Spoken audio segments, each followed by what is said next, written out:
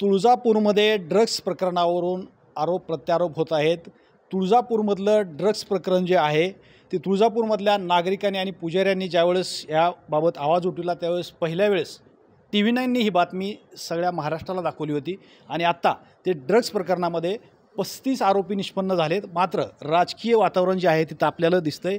हे तुळजापूरचे सगळे नागरिक आहेत आणि यांचं असं म्हणणं आहे की तुळजाभवानीला बदनाम करून रे ड्रग्सच्या नावाखाली। आता यांनी एक प्रेस घेतली आणि त्यांचं म्हणणं देखील मांडलेलं आहे। मला सांगा, तुळजापूरमध्ये ड्रग्स, तुळजाभवानी हे जे सगळं चालू आहे याबाबत आपल्याला काय वाटतं? आज तुळजापूरमध्ये जी काय बदनामी तुळजापूरच्या पुजाऱ्यांची चाललेली आहे, माझं एकच मत आहे की व्यक्ती तितक्या प्रकृती असतात म्हणून एखाद्या समाजात एखादी व्यक्ती जर खराब निघाली तर सगळ्या समाजाला त्याचं वटीस धरणं हे चुकीचं आहे आणि आई तुळजाभवानीची बदनामी हे करणं एकदम चुकीचं आहे। त्यामुळे ही आई तुळजाभवानीची बदनामी हे थांबवणं गरजेचं आहे। ड्रग्स प्रकरण हे तुळजापूरमधून नाहीसं झालं पाहिजे, काय कराल तुम्ही? तुळजापूर शहरामध्येच नव्हे तर अखंड जिल्ह्यामधून ड्रग्ज हे नाहीसं झालं पाहिजे। त्याच्यासाठी प्रत्येक शहरामध्ये गावामध्ये एक आंदोलन छेडलंच पाहिजे आणि जे कोणी याच्यामध्ये दोषी असेल त्याच्यावर सुद्धा कठोर कारवाई केली पाहिजे। परंतु याच्या माध्यमातून आई तुळजाभवानी असेल किंवा तुळजापूर शहर असेल किंवा धाराशिव जिल्हा असेल, एवढं काय ड्रग्सचं मोठं हब नाही जे आपण म्हणतो, तर ती बदनामी आपल्या सर्वच समाजातील सर्वांनी एकत्र येऊन, सर्व पक्षांनी एकत्र येऊन, शहरवासियांनी एकत्र येऊन कुठेतरी बदनामी थांबवणं गरजेचं आहे असं मला वाटतंय। तुळजापूर शहरामध्ये ड्रग्समध्ये 35 आरोपी निष्पन्न झालेत आणि आणखी असण्याची शक्यता आहे, पोलिसाची माहिती आहे। तुम्हाला काय वाटतंय बाबा? पोलिसांचा प्रामाणिक तपास करत आहेत। पोलिसांच्या तपासावर न्यायव्यवस्थेवर आमच्या सगळ्यांचा विश्वास आहे। मला सांगायचं थोडं दुर्दैव असं वाटतं की ललित पाटलाचं एवढं प्रकरण मोठं झालं, त्यात 6 आरोपी निघाले, त्याचा गाजावाजा झाला, मीडिया ट्रायल चाललं। अहो पण तुम्ही एवढा छोटा विषय तुमच्या स्वतःच्या वैयक्तिक स्वार्थाच्या राजकारणासाठी विरोधक म्हणून तुम्ही गाव संपवलं निघालो, ह्या गोष्टीचा त्या तज्ज्ञ लोकांनी विचार करावा। माझी त्यांना आई तुळजाभवानी एवढी प्रार्थना आहे की त्यांना चांगली सद्बुद्धी द्यावी आणि त्यांनी विरोध कशाचा करावा? विकासाचा विरोध करावा, शहराच्या विकासासाठी झटावं। आम्ही त्यांच्यासोबत कधीही आहेत आणि कधीही राहणार। फक्त आई तुळजाभवानी व तुळजापूर शहरातील प्रत्येक नागरिकाचं चांगलं व्हावी त्यांनी अपेक्षा ठेवावी। खासदार ओमराजे निंबाळकरांनी काल TV9शीच बोलताना म्हटलं की आमदार राणा जगजितसिंह पाटील यांचे डावे उजवे लोक ड्रग्स प्रकरणामध्ये आहेत, काय सांगा? आता हसू यायला लागलं खासदार ओमराजे निंबाळकरवरतीच मला की डावे उजवे लोक तर तेच आहेत। एक आलोक शिंदे आहे, एक राहुल परमेश्वर आहे, त्याच्या डावीकडनं एकाचा फोटो आहे आणि उजवीकडनं एकाचा सेल्फी आहे। म्हणजे ते आता तुम्हाला कळेल की डावे उजवे कोण आहेत।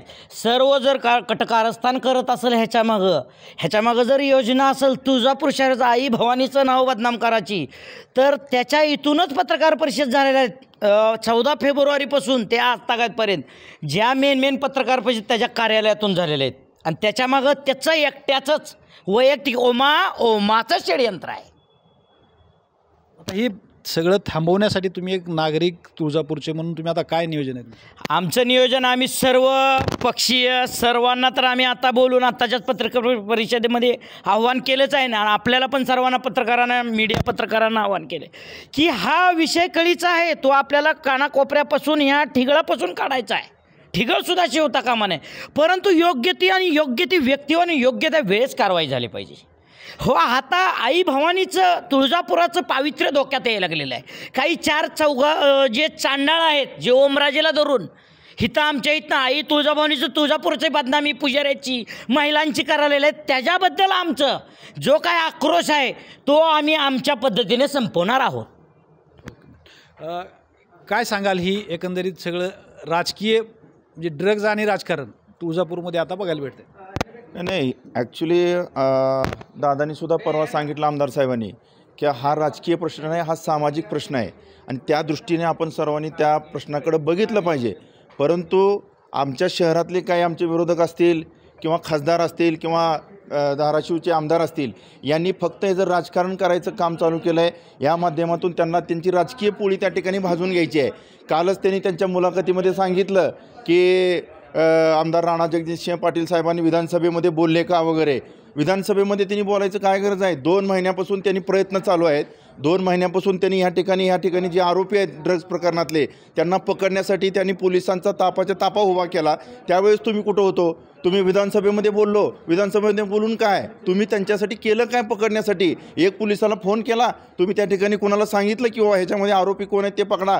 दुसरा एक त्यांनी त्या ठिकाणी काल त्यांच्या मुलाखतीमध्ये सांगितलं की त्यांच्याजवळचे पिटू गंगणे कार्यकर्ते आहेत, त्यांना सुधारण्यासाठी त्यांनी त्या व्यसनमुक्तीमध्ये कुठेतरी टाकलं का? हो, कार्यकर्ता एखादा मान्य करत असेल की त्यांनी काहीतरी बाबा ठीक आहे मला त्या ठिकाणी सवय लागली एखादी ती सोडण्याची इच्छा आहे आणि नेत्याने एखादा प्रयत्न केला, तुमच्या पोटात दुखायचं काय कारण आहे? त्या माणसानं या आपल्या जिल्ह्यामध्ये नव्हे महाराष्ट्रामध्ये एक नेता सांगा की त्यांनी स्वतःचं व्यसन एखादं कबूल केलं आहे। विनोद पिटू गंगणेनं स्वतः जाहीर कबूल केलं की मी त्या व्यसनामध्ये होतो आणि ही गटारगंगा ही जी गटार झाली आहे तुळजापूरमध्ये, त्या माणसानं त्या गटारीत उतरून ती गटार साफ करण्यासाठी उतरला, त्याच्या अंगाला त्या ठिकाणी ते शिंतोडे लागलेत म्हणून त्या माणसाचं नाव या ठिकाणी हे सगळ्यांनी बदनाम करायचं षडयंत्र रचलं आहे। म्हणून आदरणीय त्या ठिकाणी मला सांगायचं आहे की तुळजापुरातला आदरणीय पुजारी वर्ग आहे, त्याच्या ठिकाणी भाविक येऊन पाया पडून त्याला त्या ठिकाणी वंदन करतो। आई तुळजाभवानी पुजारीच्या माध्यमातून आशीर्वाद देते भाविकाला, त्या पुजारीची बदनामी करता। काल त्यांनी त्यांच्या मुलाखतीमध्ये सांगितलं की मी SP ला विचारलो, मी कलेक्टरला विचारलो की तुमच्या माध्यमातून काही पुजारीची नावं गेलेत का? त्यांनी साफ सांगितलं की मी त्या ठिकाणी कुठलीही नावं दिलेले नाहीत। मग मला तुम्हाला सांगायचं आहे, आज सोशल मीडिया, आज प्रिंट मीडिया, इलेक्ट्रॉनिक्स मीडिया, तुम्हालासुद्धा मला सांगायचं आहे की तुम्हाला जर नावं अधिकृत आली नाहीत तर तुम्ही पुजारी नाव कशासाठी घेतलं? आज महाराष्ट्रभर ABP माझा किंवा इतर माध्यमातून त्या ठिकाणी कमेंट बघा, सगळ्या महाराष्ट्रातला वर्ग त्या ठिकाणी बोलतोय पुजारी बांधवांचा आमची विनाकारण नाहक बदनामी त्या ठिकाणी होते। माझे इलेक्ट्रॉनिक्स मीडियाला आणि आपल्या सर्व पत्रकार बांधवांनासुद्धा या माध्यमातून माझी विनंती आहे की आपण एखादं प्रकरण जोवर त्याच्यावरती आरोप त्या ठिकाणी सिद्ध होत नाही तोवर तुम्ही त्यांचं नाव त्या ठिकाणी सोशल मीडियावर किंवा प्रिंट मीडियावरती घेऊ नये। हे सगळं थांबलं पाहिजे। हे जे चालू आहे हे जिल्ह्यामध्येच हादरून सोडणारं प्रकरण 14 फेब्रुवारीपासून चालू झालेलं आहे आणि ह्यात नाहक आदरणीय दादांची बदनामी करण्याचं ह्या सर्व चांडाळ चौकडीनं ठरविलेलं आहे। आमदार साहेबाचं काम, आमदार साहेब एवढं काम करतेत, आमदार साहेबांनी एवढं काम केलं, एवढे पैसे आणलेत, ह्यांच्या पोटात ववीचा गोळा उठला आहे। ह्यांना काय करावं काय कळलं गेलं आणि दादाला नाहक आणि माझ्या नेत्याला पिटू गंगणेला नाहक बदनाम करण्याचं काम चालू केलं आहे। माझ्या नेत्यानं आजपर्यंत गोर गरीब सर्व जाती धर्मांना घेऊन तुळजापूर शहरात राजकारण केलं आहे। त्या माणसाचा हात कोण धरू शकत नाही, पिटू गंगणेचा, आणि त्या माणसाला बदनाम करण्यासाठी प्रमुख आरोपी करा। अरे कशाचा करा? तुम्ही ठरविणारे कोण? त्या माणसाला प्रमुख आरोपी करा।